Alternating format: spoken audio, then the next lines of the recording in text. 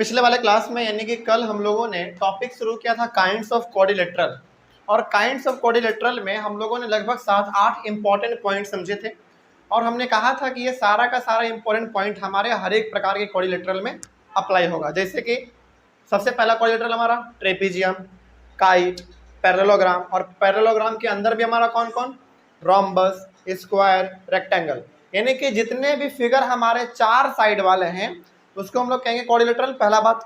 और जितने भी फिगर हमारे चार साइड वाले हैं उन सभी में वो सारा का सारा पॉइंट एप्लीकेबल है, लागू है, जो हम लोगों ने कल पढ़ा था। ठीक है, कोई दिक्कत नहीं इसमें। चलिए, तो आज हम लोग अपने काइंड्स ऑफ क्वाड्रिलेटरल वाले टॉपिक को आगे बढ़ाएंगे और इसके एक एक टाइप के बारे में डिस्कस करेंगे। जैसे हमारा ट्रेपीजियम है, काइट है, पैरेललोग्राम है, पैरेललोग्राम के अंदर हमारा रेक्टेंगल है, स्क्वायर है, रोम्बस है, इन सभी के बारे में अब हम लोग एक एक करके अलग अलग टॉपिक में पढ़ेंगे। ठीक है, चलिए शुरू करते हैं। लेकिन है सब क्या लेकिन सब है क्या, क्वाड्रिलेटरल ही तो है। चल तो एक एक करके हम लोग सभी के बारे में शुरू करते हैं। सबसे पहला हमारा इसमें पढ़ेंगे हम लोग आज सबसे पहले नंबर में ट्रेपीजियम के बारे में। ट्रेपीजियम के बारे में देखिए, ट्रेपीजियम के बारे में ना हमने आपको बताया था कि ट्रेपीजियम हमारा एक होता है जिसमें कि चार साइड होते हैं। लेकिन ट्रेपीजियम को अच्छी तरीके से समझने के लिए यहाँ पे हम ट्रेपीजियम को दो अलग अलग हिस्सों में बांट लेंगे। एक ट्रेपीजियम है हमारा नॉर्मल ट्रेपीजियम जो कि हम लोग पढ़ते हैं, और एक ट्रेपीजियम है हमारा आइसोसेलेस ट्रेपीजियम। इन दोनों में थोड़ा सा फर्क है, बस क्या फर्क है देख लीजिए। तो पहला ट्रेपीजियम जो हम डिस्कस करने जा रहे हैं वो हमारा नॉर्मल वाला। नॉर्मल वाला का मतलब है कि जो हम लोग लगभग जानते हैं। ठीक है, चलिए उसके बारे में सबसे पहले हम लोग लिख लेते हैं थोड़ा सा। नॉर्मल ट्रेपीजियम हमारा पहले होता कैसा है वो देखिए। नॉर्मल ट्रेपीजियम हमारा कुछ इस प्रकार का होता है।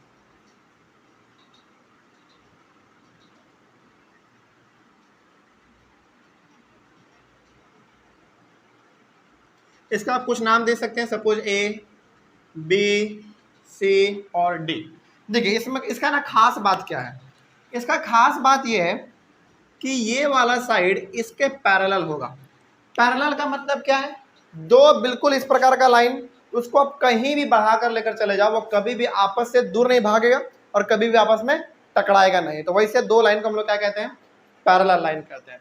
तो हमारा जो ट्रेपीजियम है, नॉर्मल वाला ट्रेपीजियम, इसका खास बात यह है कि ये दोनों का दोनों साइड हमारे पैरेलल होते हैं। लेकिन क्या इक्वल भी होंगे क्या, नहीं। ये तो साफ देखने से लग रहा है कि ये इतना छोटा सा, ये कितना बड़ा है हमारा, है ना।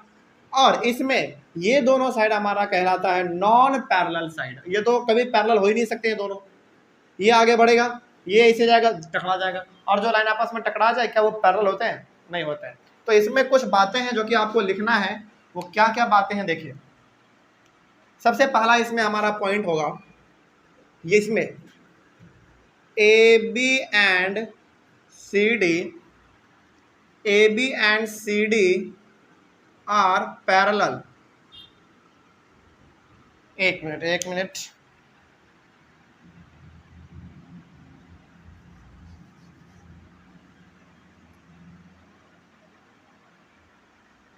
अब ठीक चलेगा। AB and CD are parallel but not equal। समझिए ये पॉइंट बहुत इंपॉर्टेंट है समझना आपके लिए। क्या कहा गया इसमें, चलो इसमें ना थोड़ा सा ये ब्लू वाला आज काम अच्छे से नहीं कर रहा है, इसको छोड़ो, इसको हटा ही दो, रेड से ही लिख देते हैं। ठीक है,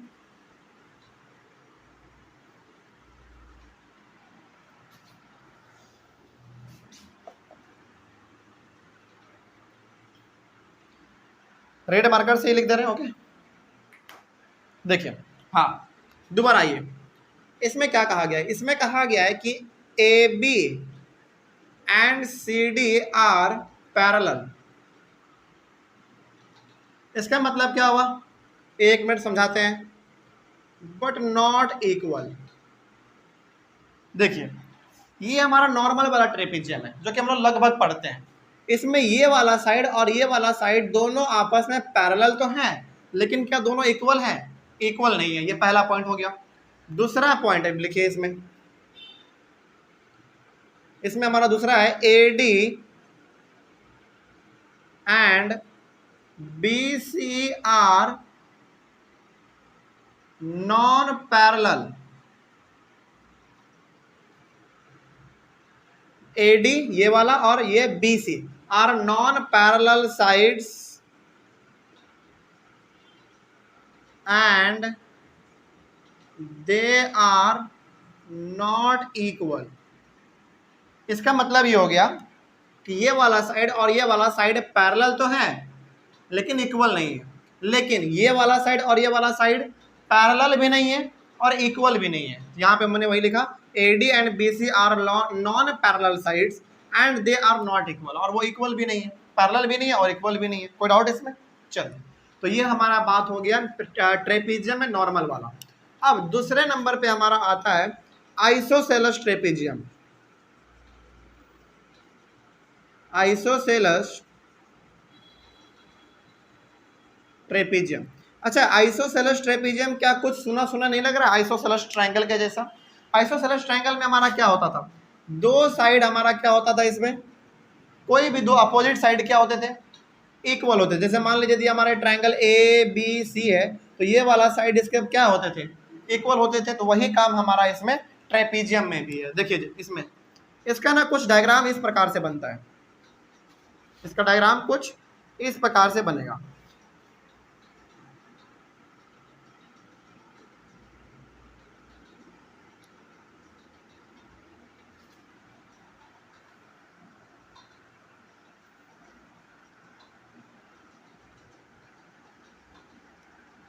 आप ऐसा कुछ नाम दे दीजिए, A B C और D। देखिए ध्यान से, ABCD। इसका खास बात क्या है? इसका खास बात यह है कि इसमें ये और ये पैरेलल तो होंगे ही, ठीक है, ये दोनों पैरेलल होंगे, लेकिन क्या इक्वल होंगे? नहीं, इक्वल नहीं होंगे। जैसा उसमें था वही चीज इसमें भी हमारा, ये दोनों पैरेलल हैं, यानी कि आगे बढ़ाते जाइए, ना ही दूर भागेगा एक दूसरे से, ना ही एक दूसरे में टकराएगा, पैरेलल है। लेकिन क्या इक्वल है? इक्वल नहीं है।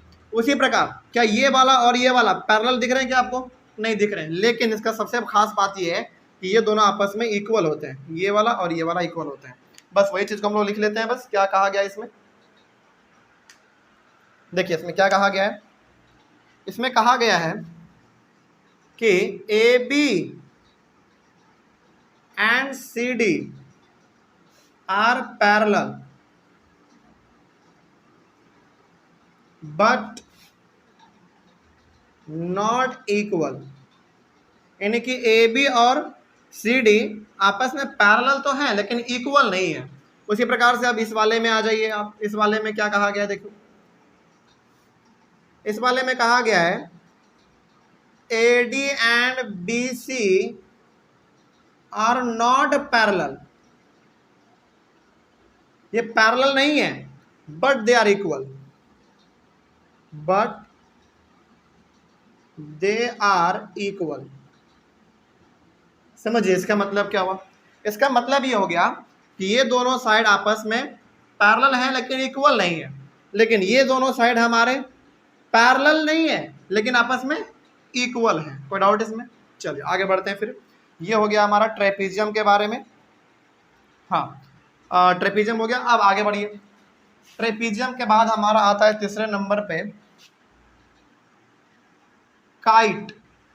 काइट मतलब वही पतंग। और पतंग जब आप लोग उड़ाते हैं तो किस प्रकार का दिखता है? कुछ इस प्रकार का। देखिए तो क्या ये डायग्राम सही है पतंग का?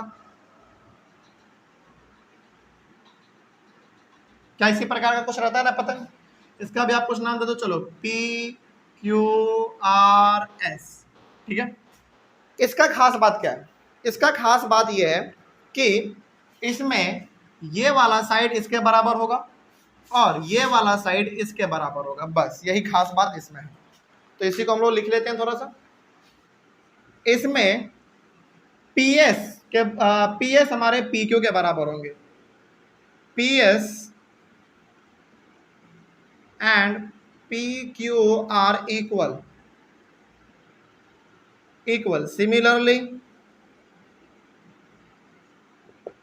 सिमिलरली PS और PQ इसमें क्या होंगे? हमारे इक्वल होंगे, पहला बात। उसी प्रकार से ये RS और आर क्यू ये भी हमारे इसमें इक्वल होंगे। Similarly R S and R Q are also equal. चलिए अब काइट में आपने क्या सीख लिया? काइट में आपने सीख लिया कि ये वाला साइड इसके बराबर होता है और ये वाला साइड इसके बराबर होता है। कोई दिक्कत इसमें? चलिए आगे बढ़ते हैं फिर। अब ये हमारा तो बात होगा काइट के बारे में। अब हमारा काइट के बाद आता है चौथे नंबर पे parallelogram.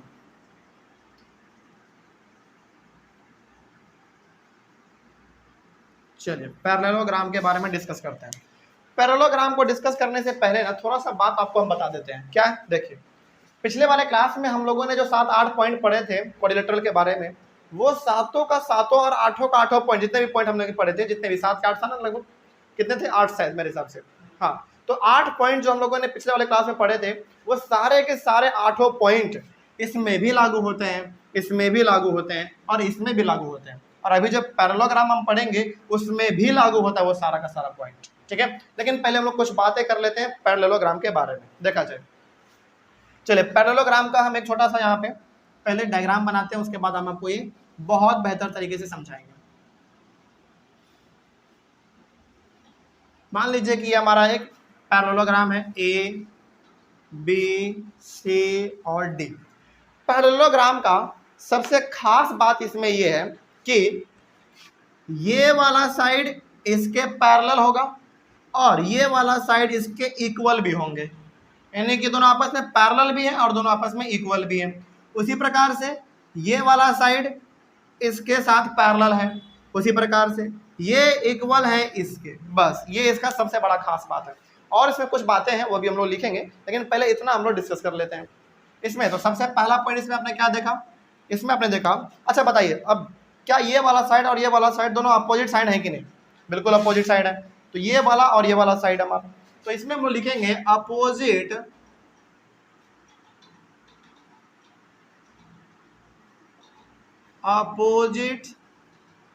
sides are parallel.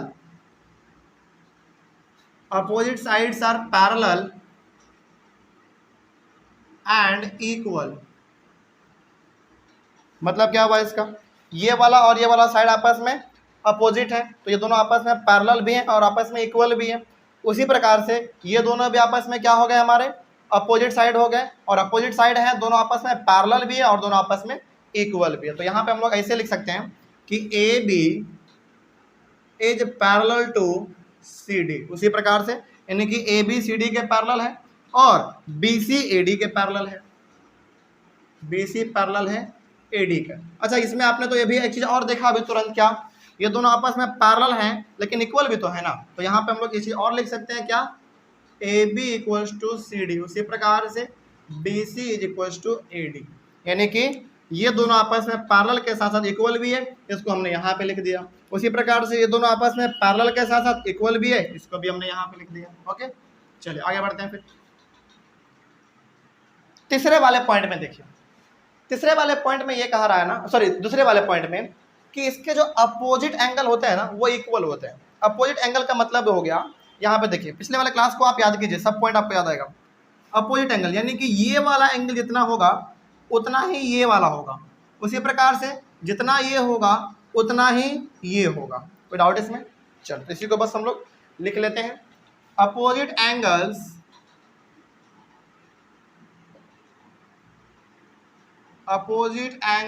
Are equal. Opposite angle क्या होते हैं? इक्वल होते हैं। जैसे एग्जांपल के तौर पे आप क्या लिख सकते हैं? Angle A is equal to angle C, angle A is equal to angle C. Similarly उसी प्रकार से angle B is equal to angle D, है ना? Angle B is equal to angle D. कोई डाउट इसमें? चलिए तो यहाँ पे हमने पैरेललोग्राम के बारे में 2 पॉइंट लिखा, समझा और जानते हैं कि और इसमें क्या खास बात हो सकता है। ठीक है चलिए, हाँ इसके खास बात में और चलो एक चीज हमको इसमें और दिख रहा है। हमने इन दोनों साइड के बारे में डिस्कस कर लिया कि दोनों पैरेलल भी हैं और इक्वल भी हैं, ये दोनों भी आपस में पैरेलल हैं और इक्वल है। ठीक है, हमने अपोजिट एंगल के बारे में बात भी कर लिया, चलो ठीक है ये भी समझ में आ गया। अब नेक्स्ट पॉइंट देखिए क्या है, sum of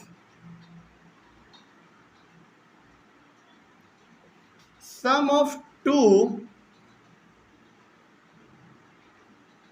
adjacent angles, sum of two adjacent angles are supplementary. ये क्या हमने लिखा अभी आपको समझाएंगे। सप्लीमेंट्री का मतलब होता है दो एंगल का सम कितना होना चाहिए, 180 होना चाहिए। देखिए क्लास 7 में आपने पढ़ा था कॉम्प्लीमेंट्री एंगल और सप्लीमेंट्री एंगल। कॉम्प्लीमेंट्री एंगल का मतलब होता है दो एंगल को जोड़ेंगे तो कितना होना चाहिए, दोनों का सम 90 होना चाहिए। और सप्लीमेंट्री एंगल का मतलब क्या होता है, जब दो एंगल को जोड़ा जाए तो दोनों का सम कितना आ जाए, 180 आ जाए। तो यहाँ पे कहा गया है कि sum of two adjacent angles are supplementary. इसका मतलब यहाँ पे हो गया कि पैरेललोग्राम के दो एडजेसेंट एंगल को यदि आप जोड़ेंगे तो कितना आना चाहिए वैल्यू, 180 आना चाहिए। जैसे एग्जांपल के तौर पे मान लीजिए क्या हमारा एंगल ए और एंगल बी एडजेसेंट है, बिल्कुल है। पिछला वाला क्लास यदि आप याद करेंगे तो आपको मालूम चलेगा कि एंगल ए और एंगल बी एडजेसेंट है, उसी प्रकार से एंगल बी और एंगल सी है, उसी प्रकार से एंगल सी और एंगल डी है, उसी प्रकार से एंगल डी और एंगल ए है। ये हमारा क्या हो गया, एडजेसेंट एंगल हो गया। मतलब कि एडजेसेंट का मतलब आपको कुछ याद नहीं रहना, तो बस इतना याद रखेगा एकदम बगल वाला, पड़ोसी वाला, ठीक है। तो तब हाँ, अब यहाँ पे आपको ये समझना है कि जब हम लोग दो पड़ोसी वाले एंगल को यानी कि दो एडजेसेंट एंगल को जोड़ेंगे तो कितना आना चाहिए, उसका वैल्यू 180 डिग्री आना चाहिए। कोई डाउट इसमें? चल, हालांकि ये सर कैसे आता है इसको अभी हम नहीं बताएंगे, जब इससे रिलेटेड जब हम आपको सवाल बताएंगे ना तो फिर वहां पे आपका डाउट भी क्लियर हो जाएगा। ओके चल, तो यहाँ पे एग्जाम्पल के तौर पे आप लिख सकते हैं angle A plus angle B कितना होगा, angle A plus B angle 180 होंगे, क्योंकि एडजेसेंट एंगल का सम कितना होगा, 180 होगा। यहाँ पे हमने लिख दिया। उसी प्रकार से और बताइए angle B plus angle C कितने होंगे, ये भी 180 होंगे, यानी कि इन दोनों को भी जोड़ेगा तो 180 आएगा क्योंकि दोनों एडजेसेंट हैं। उसी प्रकार से एंगल सी और एंगल डी ये दोनों भी आपस में एडजेसेंट एंगल है, तो इसका भी कितना आएगा, angle C plus angle D, इसका भी 180 डिग्री आ जाएगा। उसी प्रकार से angle D plus angle A, यानी कि ये और ये इन दोनों को भी जोड़िएगा तो भी हमारा 180 डिग्री ही आएगा। तो यहाँ से आपको यहाँ से आपको यह मालूम चल गया कि पैरेललोग्राम के दो एडजेसेंट एंगल को जोड़ते हैं तो कितना रिजल्ट आता है, 180 डिग्री आता है, यानी कि सप्लीमेंट्री होता है। कोई डाउट इसमें? चल, तीसरा पॉइंट हो गया। चौथा पॉइंट हम यहाँ पे एक और बता देते हैं, क्या है देखिए। पैरेललोग्राम का डायगोनल जो है ना बाइसेक्ट करता है। बाइसेक्ट करने का मतलब है दो इक्वल पार्ट में डिवाइड कर देना। यदि मैं कहूँ कि देखो मेरे पास ना ये स्केल है जिसमें कि 30 सेंटीमीटर तक मेजरमेंट दिया गया है, एग्जाम्पल बता रहा है आपको, ठीक है, बाइसेक्ट का। जैसे यदि मैं कहूँ कि देखो मेरे पास ना ये 30 सेंटीमीटर का एक स्केल है, इसको आप बाइसेक्ट कर दो। बाइसेक्ट का मतलब होता है इसको टू इक्वल पार्ट में डिवाइड कर दो। तो वही यहाँ पे है कि पैरेललोग्राम का जो डायगोनल होता है, पैरेललोग्राम का जो डायगोनल होता है वो आपस में बाइसेक्ट करता है, यानी कि दो इक्वल पार्ट में डिवाइड हो जाता है। कैसे अभी बताएंगे, देखिए।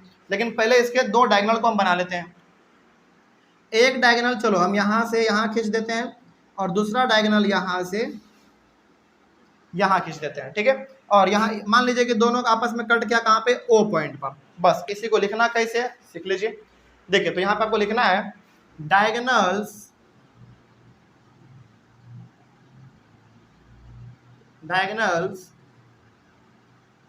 Bisect each other. Diagonal bisect each other, इसका मतलब हो गया, देखिए अब ध्यान से देखो, क्या हमारा AC पूरा का पूरा एक डायगोनल हुआ कि नहीं हुआ, बिल्कुल हुआ। तो जितना हमारा AC है ना वो टू इक्वल पार्ट में डिवाइड हो जाएंगे, इसका मतलब जितना ये होगा उतना ही ये होगा। उसी प्रकार से BD हमारा एक बड़ा वाला डायगोनल हो गया, तो जितना ये होगा उतना ही ये हमारा होगा। इसी को हम लोग कहते हैं बाइसेक्ट। अब जरा देखिए तो क्या हमारा AC पूरा एक बड़ा वाला डायगोनल, सॉरी छोटा वाला डायगोनल था कि नहीं, बिल्कुल था। क्या वो दो इक्वल पार्ट में डिवाइड हो गया, बिल्कुल हो गया। तो यहाँ से हम लोग लिखेंगे कि जितना हमारा AO होगा उतना ही हमारा CO होगा। AO is equal to CO, इसका मतलब ये हो गया कि जितना ये उतना ही ये, उसी प्रकार से जितना ये उतना ही ये, है ना। तो क्या BO is equal to DO, BO is equal to DO। कोई डाउट इसमें? बात समझ में आई है? चलिए, तो यहाँ तक हम लोगों ने क्या सीखा, एक बार दोबारा हम आपको रिकैप करवाते हैं। देखिए पिछले वाले क्लास में जो आपने पढ़ा कोऑर्डिनेटरल के 8 अलग अलग पॉइंट के बारे में, वो सारा का सारा पॉइंट हमारा इसमें भी लागू होगा, इसमें भी लागू होगा, इसमें भी लागू होगा और पैरेललोग्राम में भी लागू होगा।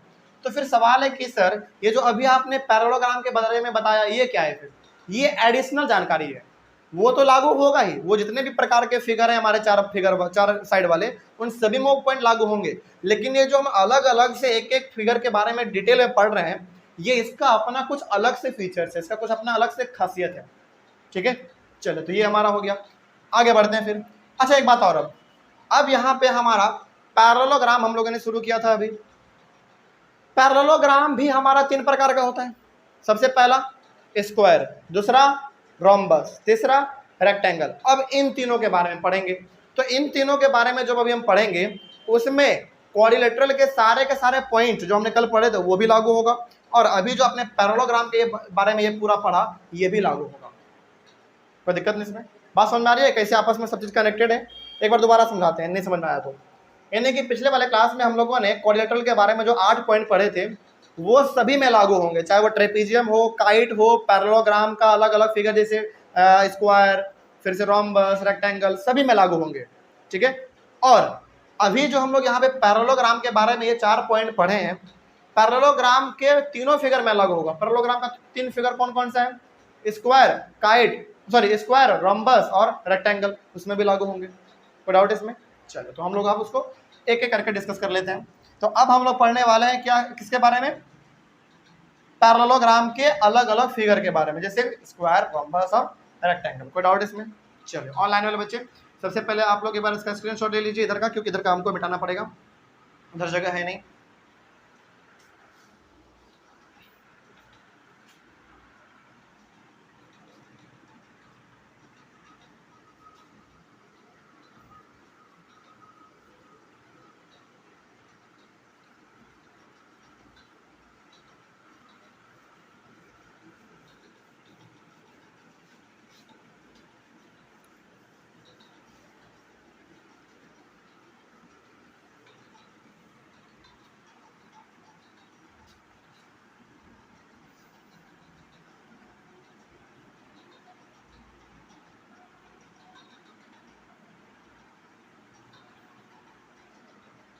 चलिए इसके सबसे पहले टाइप के बारे में हम लोग बात करते हैं। पैरेललोग्राम का सबसे पहला टाइप हम लोग इसमें पढ़ेंगे स्क्वायर के बारे में। चलिए शुरू करते हैं, आखिर इसके बारे में क्या खास बात है। देखिए पहले एक डायग्राम बनाते हैं स्क्वायर का हम लोग।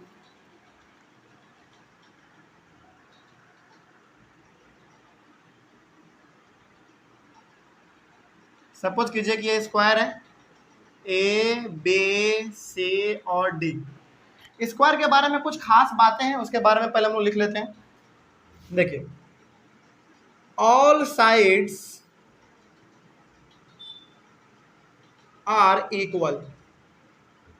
स्क्वायर का सबसे बड़ा खास बात यह है कि इसके सारे साइड आपस में इक्वल होते हैं। सबसे पहले बात यानी कि जितना ये होगा उतना ही ये होगा, उतना ही ये होगा और उतना ही ये होगा, सारे साइड इसके इक्वल होते हैं। आगे बढ़ते हैं, सेकेंड पॉइंट है स्क्वायर का, all angles are equal. All angles are also equal, यानी कि सारे साइड तो इसके इक्वल होते ही हैं, साथ ही साथ इसके सारे एंगल भी इक्वल होते हैं। यानी कि यहाँ पे भी 90 बनेगा तो यहाँ पे भी 90, यहाँ पे भी 90 और यहाँ पे भी 90 डिग्री। कोई डाउट इसमें? चलो आगे बढ़ते हैं फिर। उसके बाद length of diagonals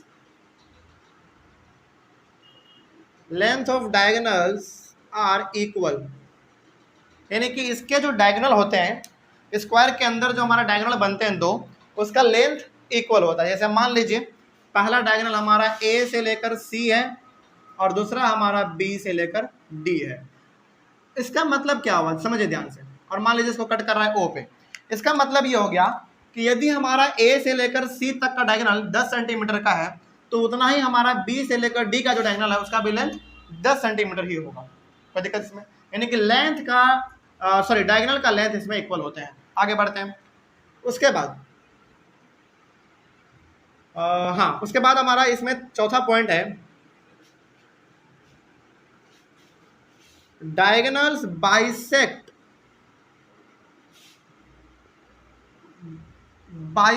each other at 90 degree. इसका मतलब क्या हुआ सर, जरा देखो ध्यान से।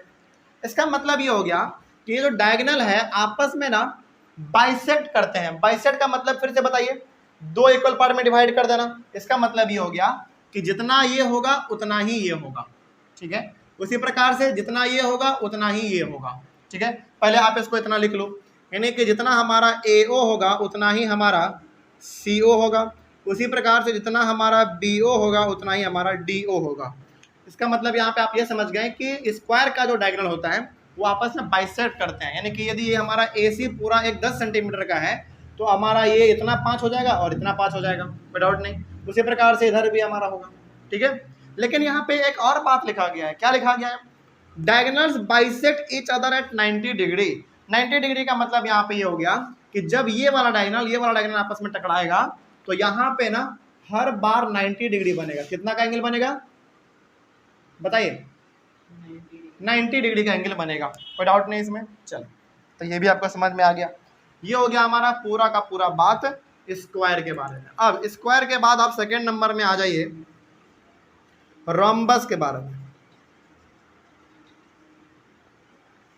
रोम्बस का क्या खास बात है उसके बारे में भी देख लिया जाए। रोम्बस हमारा कुछ इस प्रकार का बनता है, थोड़ा सा तिरछा, बस ABCD।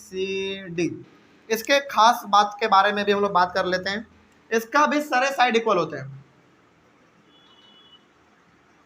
All sides are equal. इसके भी सारे साइड आपस में इक्वल होंगे। इसका मतलब हो गया कि जितना ये होगा उतना ही ये होगा, उतना ही ये और उतना ही ये। इसके सारे साइड आपस में इक्वल होते हैं, ठीक है। आगे बढ़िए। अब देखो तो इसका स्क्वायर का सेकंड प्रॉपर्टी क्या था? All angles are also equal. लेकिन रोम्बस में हर एक एंगल इक्वल नहीं होते हैं, बस इसका अपोजिट एंगल इक्वल होगा। क्या होगा?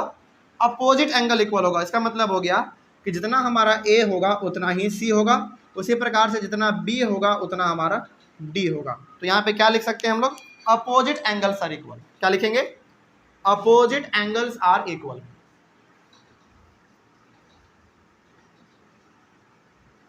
Opposite angles are equal.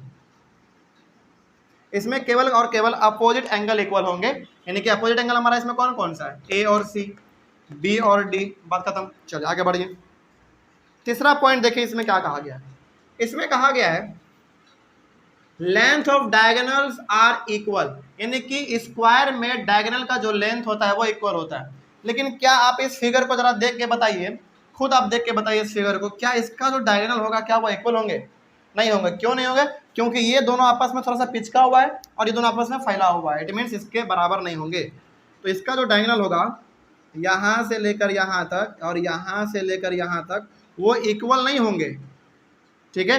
तो यहाँ पे आप लिखेंगे length of diagonals are not equal. Length of diagonals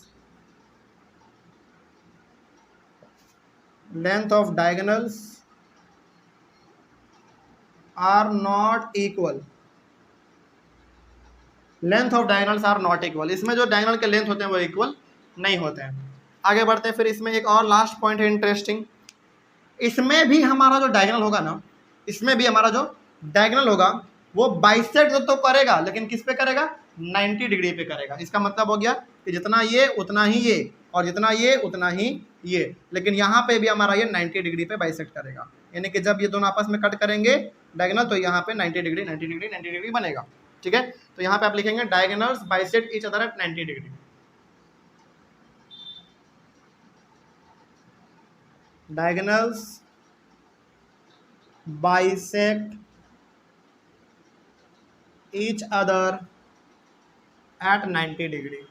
90 degree पे हमारा डायगोनल बाइसेक्ट करेगा, कोई दिक्कत? अच्छा, इसका मतलब तो हम लोग कह सकते हैं कि जितना AO होगा उतना ही हमारा CO होगा। ये डायग्राम थोड़ा सा आप फैला के बनाइएगा, थोड़ा बड़ा बनाइएगा तो अच्छा लगेगा। और जितना हमारा BO होगा उतना ही हमारा DO होगा। तो यहाँ पे भी हम लोग वही चीज़ लिख सकते हैं। क्या? AO is equals to CO और BO is equals to DO। कोई डाउट इसमें? आगे बढ़े हम लोग। चलो तो ये हमारा हो गया रोम्बस के बारे में। और इसका थर्ड फिगर है, बताइए क्या होना चाहिए? रेक्टेंगल। चलिए रेक्टेंगल के बारे में भी पढ़ लेते हैं। रेक्टेंगल का फिगर हमारा कुछ इस प्रकार का होता है,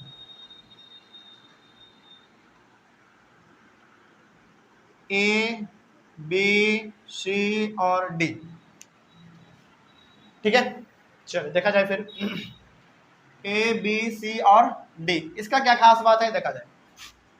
इसमें जो अपोजिट साइड होंगे वो इक्वल होंगे। अपोजिट साइड जैसे हमने कहा वैसे आपके माइंड में आना चाहिए कि जितना हमारा ये साइड होगा उतना ही ये साइड होगा, जितना ये साइड होगा उतना ही हमारा ये साइड होगा। यानी कि इसमें सब साइड इक्वल नहीं होता है, इसमें केवल अपोजिट साइड इक्वल होते हैं। तो इसमें आप लिखेंगे अपोजिट साइड्स आर इक्वल। अच्छा, क्या केवल इक्वल ही होंगे, पैरेलल नहीं होंगे क्या अपोजिट साइड्स रेक्टेंगल में? पैरेलल भी होंगे, पैरेलल भी होंगे। देखो भाई यही चीज हमने यहाँ पे लिखा था ना, पैरेललोग्राम के पहले वाले प्रॉपर्टी में ही हमने लिखा था opposite sides are parallel and equal. Parallel तो होंगे ही होंगे और इक्वल भी होंगे। क्या यहाँ पे पैरेलल दोबारा लिखना जरूरी है? नहीं जरूरी है। क्यों नहीं जरूरी है? क्योंकि यदि हमने पैरेललोग्राम के सारे पॉइंट लिखे हैं तो सारा का सारा पॉइंट इन तीनों में लागू होता है कि नहीं? चलो तो अपोजिट साइड्स आर इक्वल, आगे बढ़ते। और सेकेंड पॉइंट लिखा जाए, इसमें ना हर एंगल इक्वल होंगे, ऑल एंगल्स आर इक्वल। इसमें सारे एंगल इक्वल होंगे। इसका मतलब ये हो गया कि यदि हमारा यहाँ पे 90 है तो यहाँ भी 90 बनेगा, यहाँ भी 90 बनेगा और यहाँ भी 90 बनेगा। ऑल एंगल्स आर इक्वल, क्योंकि हर जगह पे 90 डिग्री बनता है हमारा। आगे बढ़ा जाए। चलिए उसके बाद फिर हाँ, इसमें length of diagonals are equal. इसमें लेंथ जो है डायगोनल का इक्वल होंगे। Length of diagonals are equal. इसमें डायगोनल का जो लेंथ होगा वो इक्वल होगा। चलिए कैसे देखिए, यहां से लेकर यहां तक जितना होगा उतना ही हमारा यहां से लेकर यहां होगा। थोड़ा सा सीधा बना देते हैं, कोई डाउट इसमें? चलो एक मिनट, अच्छा नहीं बना है, वो सब दोबारा कोशिश करते हैं। अब ठीक है, यहाँ पे कट कर रहा है मान लो ओ पॉइंट पर, यानी कि डायगोनल का जो लेंथ है वो हमारा इक्वल होगा, जितना हमारा AC होगा उतना ही हमारा BD होगा। कोई डाउट इसमें? आगे बढ़ते हैं फिर चौथे नंबर में, डायगोनल्स बाइसेक्ट ईच अदर।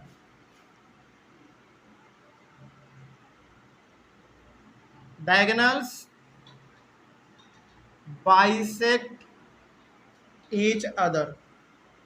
इसका मतलब क्या हुआ? देखो इसका मतलब ये हो गया, केवल हमने यहाँ पे बाइसेक्ट लिखा है, एट 90 नहीं लिखा हमने इसमें। देखिए यहाँ पे हमने क्या लिखा था, diagonals bisect each other at 90 degree. वही चीज हमने यहाँ पे भी लिखा था, diagonals bisect each other at 90 degree. लेकिन यहाँ पे हमने केवल क्या लिखा, डायगोनल्स बाइसेक्ट ईच अदर। इसका मतलब हो गया कि ये 90 डिग्री पे बाइसेक्ट नहीं करता है। आप खुद देख के सोच के देखो तो क्या यहाँ पे 90 जैसा कुछ एंगल बन रहा है क्या? नहीं बन रहा है। लेकिन वही चीज यदि आप इसमें देखोगे ना तो 90 जैसा बन रहा है। 90 का मतलब क्या है? एक सीधा लाइन, उसके ऊपर दूसरा ऐसे होगा, तो यहाँ पे कैसा एंगल बनेगा? 90 बनेगा। उसी प्रकार का आपको इसमें भी दिख रहा होगा। लेकिन क्या इस प्रकार का इसमें कुछ दिख रहा है? नहीं, ये बिल्कुल दो ऐसे है। थोड़ा सा ऐसे रहता ना तो मान सकते थे 90 बनेगा, लेकिन ऐसे है दोनों तो नहीं बनेगा इसमें 90। लेकिन हाँ बाइसेक्ट जरूर करेगा। मतलब ये हो गया कि जितना ये होगा उतना ही ये, जितना ये उतना ही ये। ठीक है, बाइसेक्ट जरूर करेगा। तो यहाँ पे हम लिख लेंगे AO is equal to CO, उसी प्रकार से BO is equal to DO। अब बताइए क्या किसी भी प्रकार के चीज़ों में डाउट रहा कहीं पे? नहीं ना। चले तो अब एक बार थोड़ा सा आप मेरे बातों को 1 मिनट ध्यान से सुनेंगे कि आखिर हम यहाँ पे क्या बताना चाह रहे हैं आपसे। देखिए पिछले वाले क्लास में हम लोगों ने total under kinds of quadrilateral topic के अंदर 8 पॉइंट हम लोगों ने पढ़े थे।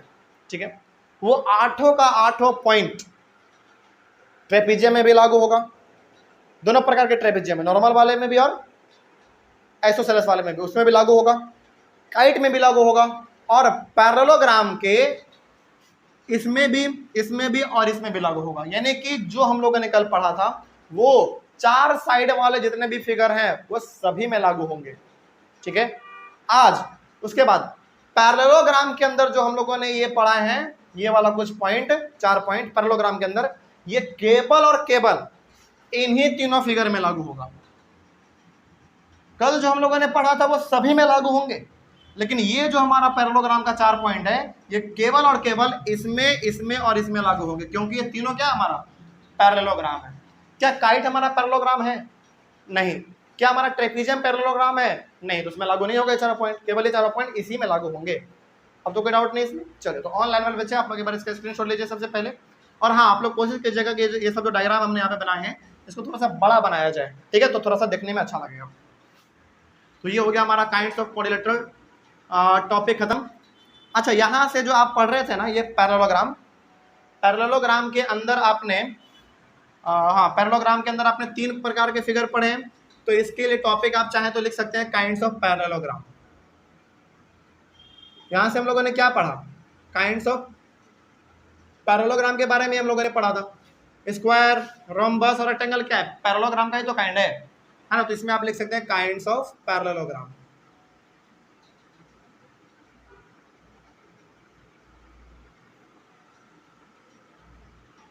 यानी कि इसके बाद ये जो आप लिखिएगा इसके नीचे काइंड्स ऑफ पैरेललोग्राम आप टॉपिक दे दीजिएगा, हेडिंग, उसके बाद फिर 1 2 3 लिख दीजिएगा, बात खत्म, ठीक है। चलिए, तो मिलेंगे हम लोग अपने, अच्छा हाँ, यहीं तक हम लोगों का काइंड्स ऑफ क्वाड्रिलेटरल और काइंड्स ऑफ पैरेललोग्राम का जो टॉपिक था वो कंप्लीट होता है।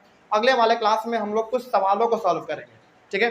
चलिए, तो मिलते हैं हम लोग अपने अगले वाले क्लास में। अगले वाले क्लास में हम लोग बेसिकली कुछ सवालों को सॉल्व करेंगे, क्योंकि जितना भी हम लोगों को थ्योरी वाला पार्ट समझना था, चीज़ों के जितने भी उसके प्रॉपर्टी को समझना था, बेसिकली वो हम लोग समझ चुके हैं।